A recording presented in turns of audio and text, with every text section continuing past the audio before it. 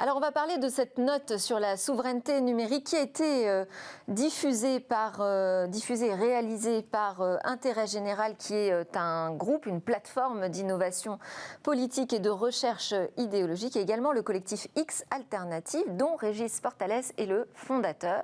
Bonjour, merci d'être dans Smart Tech. Vous avez coordonné en fait la réalisation de cette note sur la souveraineté numérique. Alors, quand on parle d'Intérêt Général et de X Alternative, ce sont des groupes, des associations, des collectifs. Il n'y a pas de signataire, je n'ai pas trouvé de nom, moi, au bas de cette note. Oui, tout à fait. C'est un principe d'intérêt général où les notes sont signées par l'intégralité du collectif, c'est-à-dire pas juste par l'association, enfin le groupe. Et chez X Alternative, c'est ce qu'on avait décidé aussi, c'est que quand on fait des publications au nom du groupe, c'est le groupe tout entier qui signe. Alors, travail collectif, on peut peut-être essayer quand même de définir qui est derrière. Quel type Bien de sûr. profil on Alors, retrouve. chez Intérêt Général, c'est surtout des hauts fonctionnaires qui sont dans des administrations.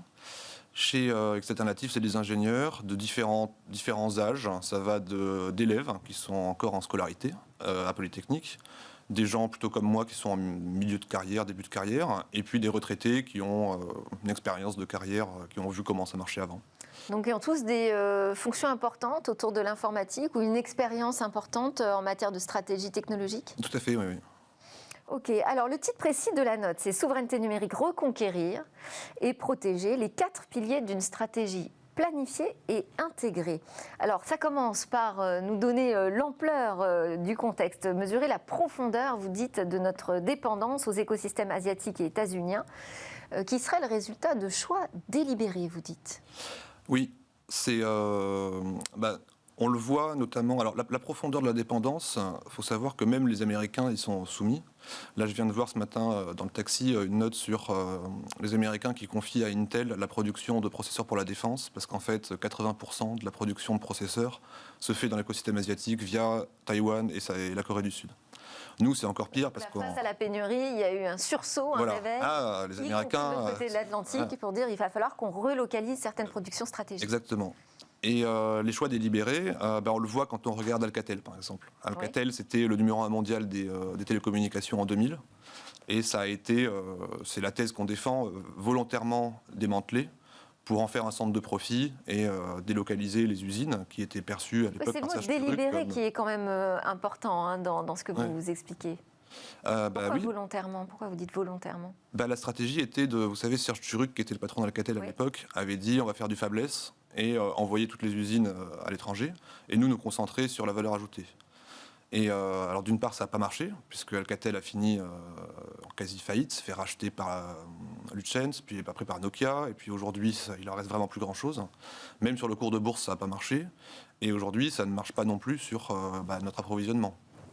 Donc en fait, ce que vous dénoncez, c'est la perte de savoir-faire technique. Oui. C'est ça. Oui. Qui ne semblait pas être la valeur ajoutée principale, mais qui aujourd'hui redevient une évidence. Exactement. Donc au nom d'une profitabilité à court terme, on a sacrifié des savoir-faire techniques et des capacités de production qui aujourd'hui nous manquent, notamment dans l'automobile, quand Renault arrête ses usines. Peut-être qu'ils regrettent un peu d'avoir... Alors ça, ce sont des politiques d'entreprise propres à leurs problématiques. Ce que vous dénoncez aussi, c'est les choix plus politiques de travailler autour de la Startup Nation. Oui, c'est quand même le quinquennat actuel nous vante beaucoup la Startup Nation, ou en tout cas elle l'a vanté pendant la campagne. Et ce qu'on dit, c'est que c'est bien, les startups, il en faut, c'est très bien. Mais la French Tech, ça date d'encore avant. Oui, bien sûr. Mais c'est pas ça qui fait un écosystème ni une stratégie. Les startups, à un moment, elles sont dépendantes de ce qu'il y a en dessous, notamment de la production de processeurs, de la production de systèmes d'exploitation, de l'écosystème réseau, du cloud, de toutes ces choses-là. Et ça, c'est pas... Même avec des financements, qui aujourd'hui sont d'ailleurs lacunaires... C'est ce que je veux dire. Il y a quand même l'effet bénéfique, c'est qu'il y a eu un investissement quand même massif sur les nouvelles plateformes, les nouvelles technologies. Eh bien, pas tant que ça, en fait. Moi, je vais peut-être un peu être dissonant ici, mais j'ai l'impression que le capital risque français est très mauvais dans l'investissement dans les techs. Il y a quelque chose qui nous fait beaucoup de mal, je pense, c'est le mythe du créateur d'entreprise dans son garage, qui en quelques semaines fait quelque chose de merveilleux et qui aboutit à sa licorne en 2 ans, Ouais. alors qu'en fait, il faut du temps, il faut du monde, il faut des compétences, il faut des gens à l'université. Aujourd'hui, il y a des voilà. fonds qui investissent dans les deep tech qui sont justement dans ces problématiques de temps. Mais après, beaucoup de monde quand même me dit, il y a des fonds pour les petites levées de fonds, et quand il s'agit de lever 150 millions, là C'est là, plus pas compliqué, mais ça progresse quand même. Ce que vous dénoncez aussi dans cette Startup Nation, c'est finalement d'avoir mis l'accent plus sur des projets que sur la technique, c'est ça? C'est plutôt sur la totale liberté du marché pour décider ce qu'il faut, et l'absence de stratégie générale. Oui. Donc c'est ce que je disais, c'est bien qu'il y ait des startups qui lancent des choses, même qui deviennent très grosses, mais c'est pas ça qui fait une stratégie. C'est pour ça qu'on parle de stratégie planifiée et intégrée. Alors qu'est-ce que ça veut dire justement une filière intégrée que vous appelez de vos voeux?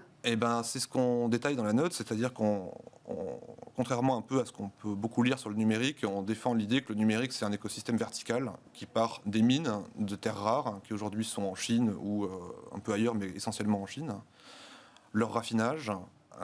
Donc on avait du raffinage en France, il y a une usine qui est en train de fermer de silicium. Sur les terres rares, c'est pareil. Ensuite, ça va à la conception de processeurs. Ça, on a du monde, c'est ARM, mais qui est en train de se faire racheter par les Américains. La fabrication de processeurs, on a encore STMicro, mais ils ne savent pas faire des processeurs de pointe. Ils savent faire surtout de l'embarquer, de l'intégrer pour l'aviation ou l'automobile.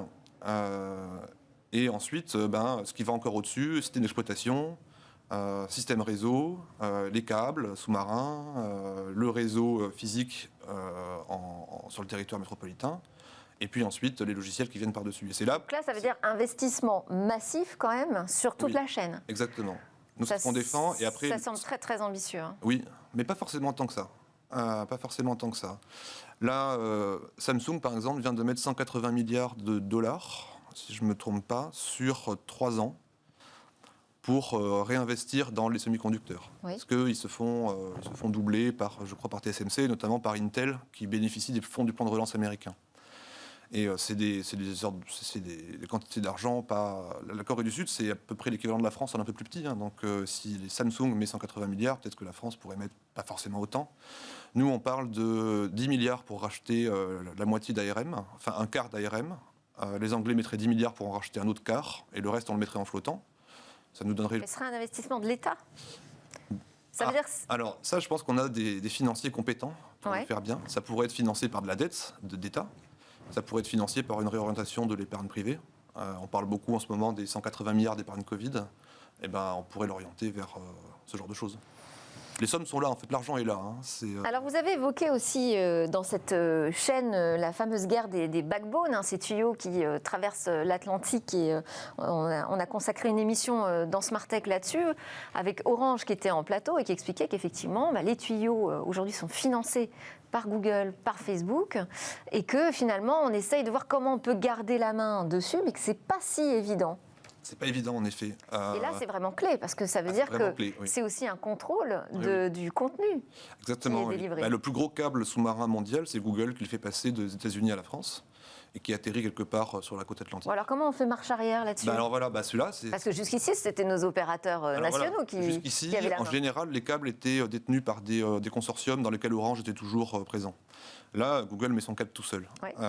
Mais ça, c'est pas une volonté politique. Ça, c'est juste un constat économique. Ça, c'est juste que les big tech américaines sont devenues tellement puissantes qu'elles ont une puissance légale d'un État. Quoi. Et alors, est-ce qu'on peut imaginer revenir là-dessus? Alors, nous, on pense que oui, mais c'est compliqué.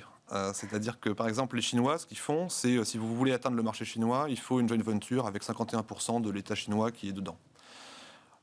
C'est assez agressif, c'est probablement contre les traités européens, mais on pourrait faire quelque chose de similaire. Dire, vous voulez atterrir en France, très bien, mais dans ce cas-là, Orange détient 20% du consortium qui fait du câble et investit les 20% en question.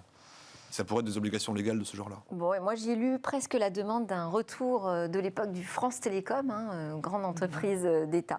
Alors voilà, toute une réorganisation. La note est vraiment, je trouve, très bien présentée. En plus, pas trop compliqué de se plonger dedans. Je vous invite à la regarder. C'est un travail qui a été mené pendant plus d'1 an et auquel vous pouvez contribuer puisque c'est en open source. Alors, les contributions seront quand même vérifiées et validées par les auteurs du rapport. Merci beaucoup. Régis Portales, je rappelle que vous êtes fondateur donc, de X Alternative et donc coordinateur de cette note sur la souveraineté numérique. On passe à un autre sujet d'importance nationale et même internationale. Il s'agit du projet Pegasus.